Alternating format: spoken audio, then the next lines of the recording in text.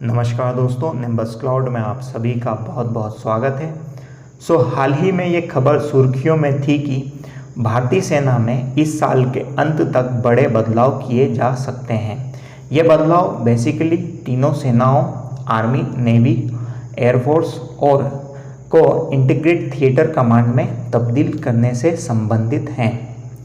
ये theatre command होते क्या हैं? इसमें तीनों ही सेनाओं के संसाधनों का उपयोग एक ही कमांड के अंदर किया जा सकता है, जिसका मेन ऑब्जेक्ट तीनों सेनाओं के बीच में कोऑपरेशन को बढ़ाना है। इस टॉपिक पर 22 जून को chief of defence staff general Bipin Rawat ji की उपस्थिति में एक मीटिंग कंडक्ट की गई, जिसमें तीनों ही सेनाओं के वाइस चीफ और डिफेंस, होम और फाइनेंस मिनिस्ट्री के रिप्रेजेंटेटिव भी मौजूद थे और तीनों ही वाइस चीफ से सजेशन मांगा गया है। यदि हम सूत्रों की माने तो प्राइम मिनिस्टर नरेंद्र मोदी इसको लेकर अनाउंसमेंट भी कर सकते हैं। इस समय जो 4 थिएटर कमांड हैं उनके नाम इस प्रकार हैं।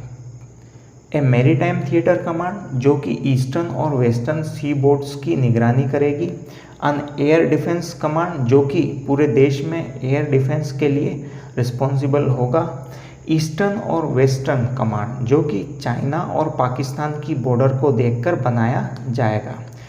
यदि हम पहले की सर्विस से तुलना करें तो यह सर्विस चीफ के द्वारा, जैसे आर्मी चीफ MM नरवणे के द्वारा लीड किया जाता था, और यदि इन्हें इमरजेंसी कंडीशन में एयरफोर्स या नेवी के कुछ संसाधनों की आवश्यकता होती थी तो एक रिटर्न रिक्वेस्ट करना होता था कि हमें एयरफोर्स के कुछ साधन चाहिए। अब एक और सवाल आपके मन में आता होगा कि इन थिएटर कमांड को लीड कौन करेगा? तो ये 3 स्टार कमांडर होंगे जो सीधे ही चीफ ऑफ स्टाफ कमेटी को रिपोर्ट करेंगे और इस चीफ ऑफ स्टाफ कमेटी को परमानेंटली हेड किया जाएगा CDS के द्वारा। ये जो थिएटर कमांड का आइडिया है सडनली नहीं लाया जा रहा है। इसकी डिमांड कहीं ना कहीं कारगिल की लड़ाई के बाद से ही चल रही थी, और तो और जो डेवलप्ड कंट्री हैं जैसे अमेरिका और चाइना, उनके पास भी इस तरह के थिएटर कमांड अवेलेबल है। हालांकि इस समय 17 कमांड देश में ऑपरेट हो रही हैं,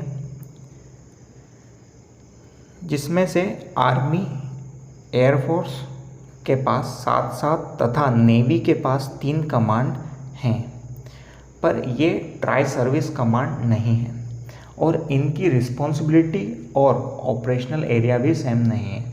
और यही नहीं दोस्तों, अभी 2 ट्राई सर्विस कमांड्स जो कि अंडमान एंड निकोबार 2001 से ऑपरेशनल है, जिसे तीनों सेनाओं के ऑफिसर बारी बारी से हेड करते हैं। और दूसरा स्ट्रेटेजिक फोर्स कमांड जो 2003 से ऑपरेशनल है, इसकी रिस्पॉन्सिबिलिटी है कि इंडिया में न्यूक्लियर असेट्स की निगरानी करें।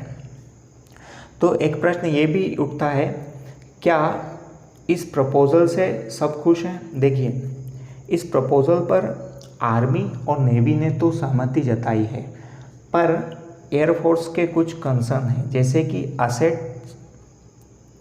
पर ऑपरेशनल कंट्रोल नहीं रहेगा और जो असेट हैं उन्हें इन थिएटर कमांड में डिवाइड कर दिया जाएगा। लेकिन इसका मतलब ये भी नहीं है कि एयरफोर्स इस आइडिया का विरोध कर रही है। आई होप फ्रेंड्स आपको हमारा ये वीडियो इन्फॉर्मेटिव लगा होगा। आगे इसी प्रकार के वीडियोस के लिए हमारे चैनल को सब्सक्राइब करें। मिलते हैं अगले वीडियो में। Thank you.